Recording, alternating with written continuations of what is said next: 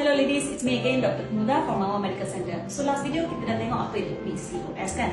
So hari ni saya nak bincang how do we diagnose seseorang tu mempunyai penyakit PCOS. So nombor satu, dengan dapatkan history dia, history of period yang tak menentu, tak datang setiap bulan, that is a pointer towards PCOS.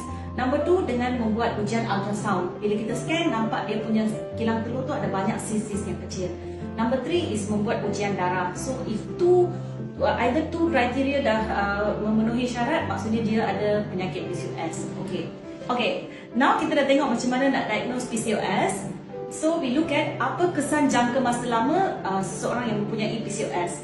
Nombor satu, dia boleh dapat kencing manis in future lah, either during pregnancy or masa dia dah umur cecah lebih daripada 40-50. Alright. Lagi satu, penyakit darah tinggi. Ini lebih kepada pesakit yang mempunyai berat badan BMI dia lebih daripada 30. Number 3 is what I want to highlight. Risiko untuk dapat penyakit kanser rahim. Alright, actually every lady should have period monthly. Kalau tak monthly pun, at least 3 to 4 times a year. This is ideal lah.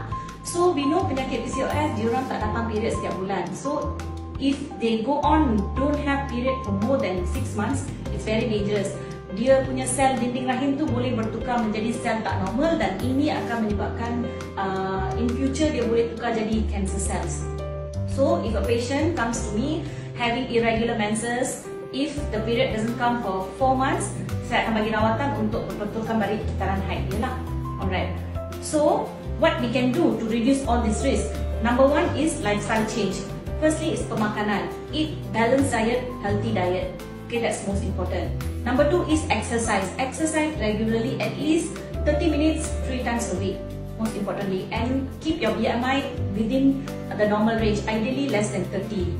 Number 4, make sure if you don't have regular periods, meet a doctor to betulkan balik period dia. So yang mereka yang mengalami susah nak mengandung tu boleh jumpalah dengan pakar gynae untuk nak dapatkan bantuan fertility treatment.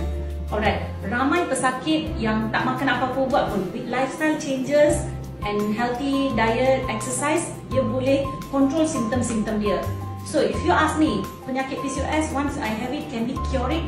My answer is no. You cannot cure PCOS, but you can control the symptoms. So be happy and stay positive always.